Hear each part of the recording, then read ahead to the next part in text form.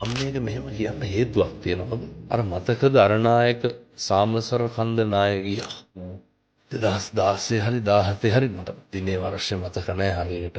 එක තාත්තා කෙනෙක් කියනවා ඒක හරි වැදගත් අපේ ඥාන උදවියට. මේ දෙන පණිවිඩය තමයි එක මොහතකවත් හිත රිදවන්න එපා නේ පුරුදු වෙන්න ඕන එක. ඒ සැනින් අපිට ජීවිතේ මරණකම් විඳවන්න වෙනවා හොඳ. මරණකම් විඳවන්න වෙනවා. තාත්තා ගෙදර කලින් දවසේ දබර වෙලා.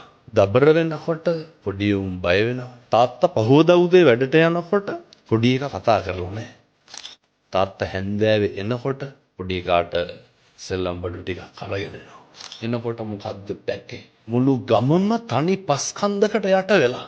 ඒක අස්සට දරුවත් ඉන්නවා ඒකේ. බිරිඳත් ඉන්නවා. ඒ පොඩි එකා මැරුණේ මොන හිතකින්ද? තාත්තා තරහ වෙලා.